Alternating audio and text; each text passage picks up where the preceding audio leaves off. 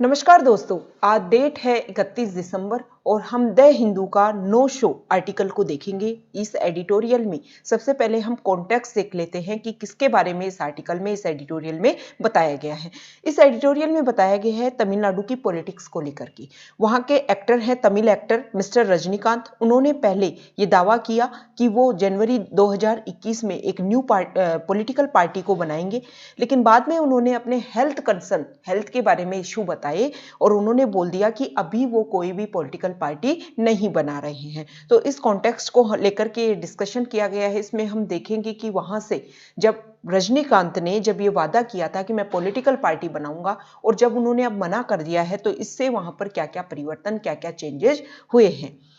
देखो, जो इस आर्टिकल का, इस एडिटोरियल का जो टाइटल है वो है नो शो। नो शो का अर्थ होता है एब्सेंट। देखो, कहीं पर ये आशा की जा रही थी कि वहां पर कोई व्यक्ति मौजूद है। पहले से ये आशा की जा रही थी कि वहां पर कोई व्यक्ति मौजूद है, लेकिन जब वहां जाकर देखा तो वो मौजूद है ही नहीं, वो प्रेजेंट है ही नहीं। तो उसके बारे में हम बताएंगे। रजनीकांत जी के बारे में ये बोला गया है कि वो जहां उन्होंने बोला था वहां पर वो एब्सेंट थे।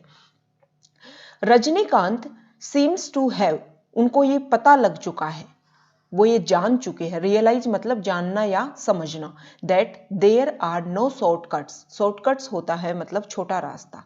देखो, जैसे मतलब इस जगह से, यहां से और यहां तक पहुंचना है, लेकिन रास्ता ये है। अब कोई व्यक्ति शॉर्टकट ये वाला रास्ता अपनाता है तो ये छोटा रास्ता तो है, लेकिन सही रास्ता नहीं है। तो रजनीकांत जी को ये बात समझ में आ चुकी है कि सत्ता के लिए, शक्ति के लिए कोई भी छोटा रास्ता नहीं है। उसके लिए वो ही काम करना पड़ेगा जो अन्य पॉलिटिकल पार्टीज काम कर रही हैं।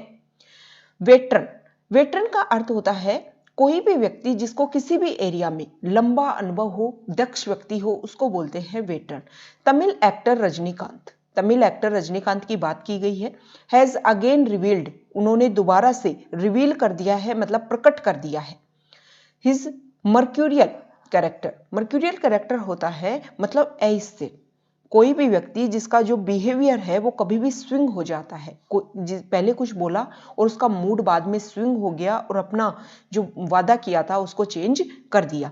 Bye dropping his plan to float a political party in January 2021, जो तमिल एक्टर रजनीकांत हैं उन्होंने बोला था कि जनवरी 2021 में वो एक नई पॉलिटिकल पार्टी बनाएंगे। इसकी वो योजना बना रहे थे, अब उसको ड्रॉप कर दिया है, मतलब इस योजना पर उन्होंने काम करना बंद कर दिया है और इससे उनका जो अस्थिर व्यवहार है वो साबित होता है।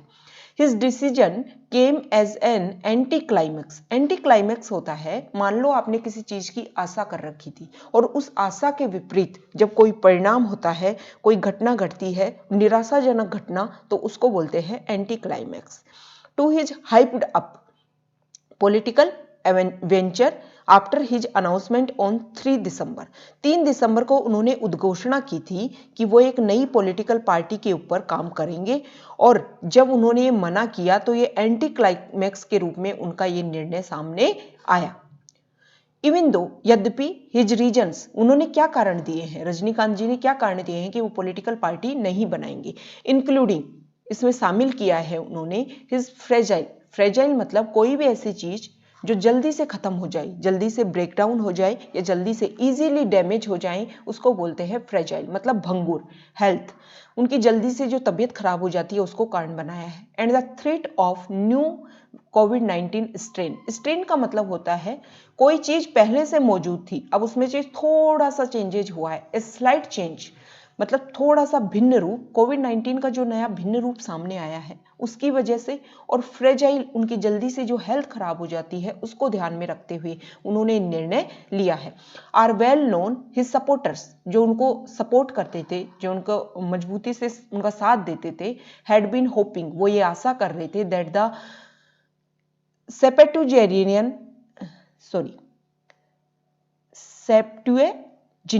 सेप्टुएजेनेरियन एक्टर, ऐसा व्यक्ति जिसकी एज 70 से 79 साल के बीच में हो, मतलब कोई भी बुजुर्ग व्यक्ति, बुजुर्ग अभिनेता वो होता है। तो उसके बारे में बोला गया है कि उसके जो सपोर्टर वो ये आशा कर रहे थे, who has had a kidney transplant, उनके अभी देखो हैज और हेड, यहाँ पर हैज है हेल्पिंग वर्ब और हेड आया है मेन वर्ब के रूप में, थर्ड फॉर्म, हैज प्लस में वर्ब की थर्ड फॉर्म। एक किडनी ट्रांसप्लांट, रजनीकांत जी को अभी किडनी ट्रांसप्लांट किया गया है, उनकी किडनी को चेंज किया गया है। Would provide a credible third political force in Tamil Nadu. देखो रजनीकांत जी ने अपनी जो पार्टी है उसको ना बनाने का कारण दिया उनकी हेल्थ को। उनके सपोर्टर ये मान रहे थे कि अगर वो पार्टी बनाते हैं तो तमिलनाडु में तीसरी ऐसी विश्वसनीय, क्रेडिबल होता है विश्वसनीय पार्टी होगी। Third political force in Tamil Nadu where duopoly होता है द्वैधिकार, कोई भी ऐसा एरिया जहां पर सिर्फ दो लोगों का अधिकार हो, has been the norm for over 40 years. यहाँ पर सिर्फ दो पार्टीज का, तमिलनाडु में पिछले 40 सालों से लगभग दो पार्टीज का ही अधिकार है। कौन कौन सी है वो दो पार्टी? AIADMK और DMK। The state political landscape will now continue to be dominated by two established players। अब देखो उन्होंने मना कर दिया रजनीकांत जी ने कि वो क्या नहीं करेंगे, पॉलिटिकल पार्टी नहीं बनाएंगे। तो इससे क्या होगा कि जो स्टेट की जो पॉलिटिकल एरिया है जहां पर राजनीति हो रही है उसमें जो दो पहले से स्थापित अच्छे से खिलाड़ी हैं, वर्तमान में जो रूलिंग शासन में है AIDMK एंड द DMK, ये दो पार्टी हैं अच्छे से एस्टेब्लिश हैं तमिलनाडु में, वो पहले की तरह ही कंटिन्यू करेंगी, निरंतर करेंगी, डोमिनेट करेंगी। which together cornered around 63% of votes polled in 10 assembly election held since 1977। 1977 से देखो 1977 फिक्स टाइम है, और जब फिक्स टाइम आता है तो सिंस प्रीपोजिशन का यूज किया जाता है। अगर एक period of time fix time आ रहा है तो सिंस, और एक पीरियड ऑफ टाइम की बात की जाती तो फॉर आता। तो फिक्स टाइम है, फिक्स ईयर दे रखा है तो सिंस आ गया। 1977 से अब तक 10 असेंबली इलेक्शन हो चुके हैं और उसमें से लगभग 63 वोट्स हैं वो उस पर इन दोनों पार्टी के जितने भी वोट डाले जाते हैं ना, ऑफ वोट्स पोल्ड, जितने भी वोट्स चुनाव में जितने भी वोट डाले जाते हैं उनमें से 63% के लगभग ये दोनों पार्टियां ले लेती हैं। स्मॉलर पार्टीज, वो छोटी parties will now be force to operate within the limited space. जो छोटी पार्टीज हैं वो छोटे से जो क्षेत्र मिला हुआ है उसमें वो कार्य करती हैं।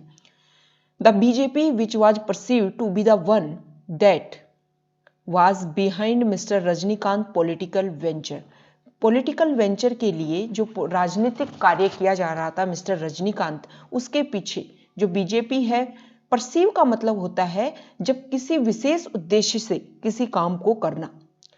तो बीजेपी इस चीज को ये देख रही थी कि मिस्टर रजनीकांत ये पार्टी बनाएंगे, और बीजेपी इस चीज के लिए होपफुल थी, आशाजनक थी, of getting his endorsement. Endorsement होता है समर्थन। At the time of assembly election slated for April May 2021, April May 2021 में जो वहां विधानसभा के चुनाव होंगे तो उसमें बीजेपी ये देख रही थी कि हम क्या कर लेंगे, उनका साथ, रजनीकांत का साथ ले लेंगे। एंडोर्समेंट होता है समर्थन। क्या होता है? समर्थन। एंडोर्समेंट समर्थन। बट इवन, परंतु, if he does back any front, लेकिन वो किसी भी फ्रंट के पीछे से काम करते हैं, it is unlikely to be a decisive factor as his statement against former chief minister Jayalalithaa was during the 1996 assembly election. तो देखो ऐसा नहीं है, उन्होंने अब तक जो भी किसी के लिए स्टेटमेंट दिया है कभी तो उसके फेवर में काम कर जाता है, कभी उनके फेवर में काम नहीं करता है। 1996 के जो असेंबली इलेक्शन थे उसमें मिस जयललिता की हार हो जाती है, चीफ मिनिस्टर रही हुई थी जो पहले, और उन्होंने एक स्टेटमेंट दिया था जिससे वो डिसिसिव फैक्टर, मतलब निर्णय, डिसिसिव का अर्थ होता है निर्णायक फैक्टर बन गया था, हिज सपोर्ट। लेकिन जब 2004 के लोकसभा इलेक्शन हुए हैं उसमें वो बीजेपी और AIDMK का सपोर्ट में रहते हैं, उनका सपोर्ट रहता है इसको। Failed to convince voter when the DMK led combine won all the 40 seats in Tamil Nadu and Puducherry. 2000 देखो 1996 में उन्होंने एक स्टेटमेंट दिया और लोग उनके अकॉर्डिंग चले और जयललिता हार गई। अब 2004 में बीजेपी और AIDMK उनको अपने साथ लाते हैं, और लेकिन जो बीजेपी और एआईडीएमके हैं वो सारी की सारी सीट हार जाते हैं और तमिलनाडु और पुदुचेरी में डीएमके और उसके साथ की जो अलायंस में जो पार्टीज है वो सारे चुनाव जीत जाती हैं। The episode is an opportunity, ये जो अध्याय चला था ना वो एक अवसर था फॉर दोज, उनके लिए सीकिंग टू बिल्ड, जो इस कुछ बनाने की सोच रहे थे, खोज रहे थे, ए वायबल अल्टरनेटिव। वायबल का अर्थ होता है मतलब कोई भी चीज जो व्यवहार में लाना बिल्कुल आसान हो, दैट कैन बी डन, ये होता है वायबल। अल्टरनेटिव होता है विकल्प।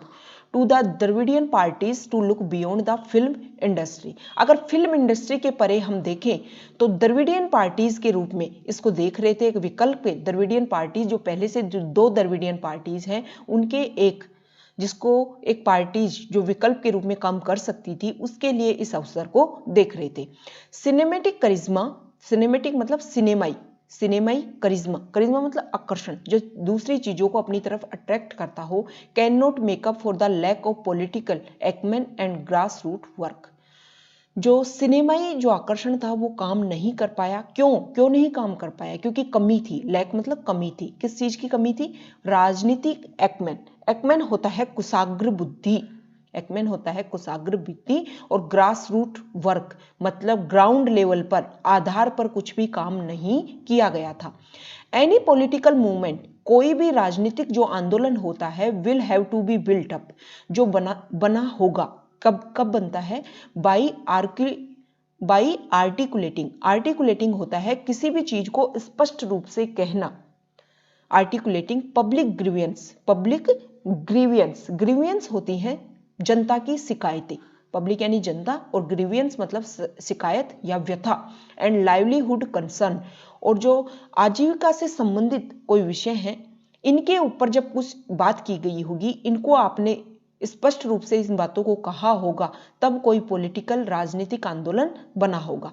And representing popular aspiration and desire for progressive change, और विकास के रूप में जब आप कोई परिवर्तन करना चाहते हो और जो महत्वपूर्ण जो आशाएं हैं लोगों की, उनको आप रिप्रेजेंट करते हो, तो ये सारे कारण जब मिलते हैं आपके साथ में, जब कोई पॉलिटिकल पार्टी एस्टेब्लिश होती है। Mister Rajinikanth had no concrete, concrete का मतलब होता है ठोस, कोई भी चीज जो सॉलिड हो, मतलब किसी चीज का जब आधार सॉलिड होता है। Mister Rajinikanth had no concrete programme, कोई भी उनके पास में ठोस कार्य प्रणाली नहीं थी। टू ऑफर अदर देन ए वेग प्रोमिस ऑफ स्पिरिचुअल, कोई भी ठोस कार्य प्रणाली नहीं बनाई थी। इसके अलावा उन्होंने क्या किया? वेग, वेग का मतलब होता है अस्पष्ट, वेग का मतलब होता है नॉट क्लियर। प्रोमिस किया स्पिरिचुअल पॉलिटिक्स के लिए। एंड क्रुसेड, क्रुसेड होता है नैतिक मूल्यों का संरक्षण, नैतिक मूल्यों का संरक्षण अगेंस्ट करप्शन। मतलब उन्होंने क्या किया कि सिर्फ और सिर्फ स्पिरिचुअल पॉलिटिक्स को फैलाने का एक क्या किया, वो भी अस्पष्ट नीति उसकी बनाई, और कोई भी ठोस प्रोग्राम, कोई भी ठोस कार्य प्रणाली उन्होंने नहीं की, जिसके आधार पे उन्होंने जो सपना देखा था, जो ड्रीम सजाया था कि एक न्यू पॉलिटिकल पार्टी हम बनाएंगे, वो नहीं बन पाई। Although Tamil Nadu is well placed on development indicators, जो विकास के जो इंडिकेटर्स हैं, जो संकेत हैं, उनके ऊपर तमिलनाडु वेल प्लेस्ड है, मतलब अच्छी जगह स्थित है। मतलब वहां पर जो भी विकास के जो आधारभूत संकेत है, उनके ऊपर ढंग से काम किया गया है। It has had, it has had, ये फिर से वही, ये हेल्पिंग वर्ब, ये main verb. Its share of chronic, chronic ऐसी चीज होती है, कोई भी रोग या समस्या जो लंबे समय से चली आ रही हो। It has had it's shares of chronic issues, मतलब ऐसी कोई समस्या जो लंबे समय से चलती आ रही हो, जैसे inter district variation in maternal mortality ratio, एक दूसरे स्टेट के बीच में जो वेरिएशन है, मतलब बदलाव है, चेंज है, चेंजेबल है। मतलब यहाँ पर मातृत्व मृत्यु दर जो है, मृत्यु अनुपात, एंड इन्फेंट शिशु, इन्फेंट का अर्थ होता है शिशु, मोर्टेलिटी मृत्यु, और रेशियो अनुपात।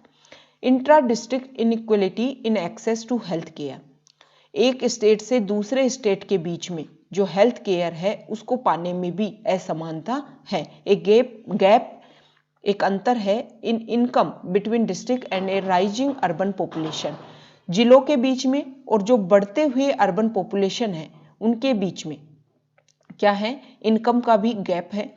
अगर इन सारे इश्यूज को अगर हम एड्रेस करते हैं, ये सारे इश्यूज को एड्रेस करने की जरूरत थी। द पेंडेमिक हैज एक्सपोज्ड, ये पेंडेमिक क्या होती है, कोई महामारी होती है जो स्पेशल किसी देश में अगर कोई रोग फैला हो या पूरे वर्ल्ड में जब कोई रोग फैल जाता है तो उसको बोलते हैं महामारी। हैज एक्सपोज्ड, एक्सपोज का अर्थ होता है उजागर करना। द वल्नरेबिलिटी, वल्नरेबिलिटी होती है दुर्बलता ऑफ द इकोनॉमिकली वीक। देखो इस महामारी ने उजागर कर दिया है कि हम आर्थिक रूप से काफी कमजोर हैं, काफी वीक हैं। दीज इश्यू, ये सारे जो मुद्दे हैं, which are being addressed by the established parties, ये सारे मुद्दे जो पहले से स्थापित पार्टीज हैं उनके द्वारा एड्रेस किए जा चुके हैं। पहले हमने जो सारे देखे वो एड्रेस किए जा चुके हैं। Could have been the basis for the politics of a third formation, और यही मुद्दे किसके लिए, जो तीसरी पॉलिटिकल पार्टी बनने वाली थी, जिसका निर्माण होने वाला था, उस पॉलिटिकल पार्टीज के लिए भी क्या हो सकते थे, फ्यूचर में एक संभावना दिखाई जा रही है, कुड हैव बीन बेसिस हो सकते थे। बट एविडेंटली, एविडेंटली का अर्थ होता है स्पष्ट रूप से, एविडेंटली स्पष्ट रूप से। द एक्टर वाज होपिंग, जो मिस्टर रजनीकांत हैं, जो एक अभिनेता हैं, वो आशा कर रहे थे टू टेक ए शॉर्टकट, एक छोटा रास्ता लेने की, टू पावर, सत्ता में आने के लिए एक छोटा रास्ता लेने की कोशिश कर रहे थे। कैसे लेने की कोशिश कर रहे थे, by riding on the back of his fan clubs, अपने जो फैन क्लब्स हैं, जो उनके फॉलोअर्स हैं, उनकी पीठ के ऊपर सवार होकर के। Whose members were from different social milieus, social milieus होता है सामाजिक जो हमारा परिवेश है, कुछ लोग अलग अलग परिवेश में रहते हैं, कुछ लोग अलग परिवेश में रहते हैं, कुछ लोग अलग परिवेश में रहते हैं, लेकिन फैन क्लब जो है मिस्टर रजनीकांत का, वो हर हर सामाजिक परिवेश में है। तो मिस्टर रजनीकांत ये चाहते थे कि इन सारे अपने फॉलोअर्स का फायदा उठाया जाए और इन्हीं के आधार पे राजनीति में आया जाए। बल्कि उन्होंने जो एक पॉलिटिकल पार्टी बनने के लिए जो जनता के मुद्दे उठाए जाते हैं, जनता के ऊपर जो परेशानियां हैं, उन कंसर्न्स को, उन ग्रीवेंसेस को जब एड्रेस किया जाता है, तब एक पॉलिटिकल पार्टी एस्टेब्लिश होती है। इस पर उन्होंने कोई भी ध्यान नहीं दिया। Such a strategy was bound to fail, और ऐसी नीति तो फेल होने के लिए ही बनी थी, मतलब निश्चित था कि वो फेल होगी। एंड मिस्टर रजनीकांत, और मिस्टर रजनीकांत लुकिंग फॉर, देख रहे थे, power to be handed over, कि जो शक्ति है, जो सत्ता है, वो उनको परोस दी जाए, भेंट कर दी जाए, to him on a platter, platter होता है खाना परोसने की एक बड़ी थाली को बोलते हैं प्लेटर। मस्ट हैव रियलाइज्ड, उन्होंने महसूस किया है, इन years in the film industry, film industry में वो इतने साल रहे हैं तो उन्होंने समझ में आया है, had hardly prepared him for the rough, rough मतलब कठिन, और टंबल का मतलब होता है कि कभी आप यहाँ हो शिखर पर और फिर आप यहाँ पर आते हो, मतलब आपका ग्राफ चेंज होता रहता है, फिर आप यहाँ रहते हो, फिर आप ऐसे जाते हो, मतलब एक पोजीशन में हो, उससे ऊपर या नीचे आप में गिरावट आ रही है। तो पॉलिटिकल जो लाइफ है, राजनीतिक जो जीवन है, वो बहुत ही कठिन है और बहुत ही ज्यादा लड़खड़ाहट भरा है। इसके लिए वो कभी प्रिपेयर ही नहीं हुए थे, बहुत ही मुश्किल से वो अपने आप को इसके लिए प्रिपेयर कर पाए थे। Where very little goes according to the script, script का अर्थ होता है पटकथा। तो देखो इसमें ये बोला गया है कि वो तो फिल्म इंडस्ट्री से थे और उन्होंने कभी इस जो पॉलिटिकल लाइफ है उसकी जो क्या संघर्ष है उसके बारे में उन्होंने कभी इतना महसूस ही नहीं किया। और उनको ये बात समझनी चाहिए कि यहाँ पर पॉलिटिकल लाइफ है, जब पॉलिटिक्स होती है तो वहाँ पर कुछ भी पटकथा के अकॉर्डिंग नहीं चलता। जैसे फिल्म में होता है, पहले ही कहानी लिख दी जाती है कि ये फिल्म में ये कहानी बनेगी, लेकिन पॉलिटिकल लाइफ में ऐसा कुछ नहीं होता है। ये इस आर्टिकल में डिस्कस किया गया है। तो ये आज का हमारा डिस्कशन था। ओके।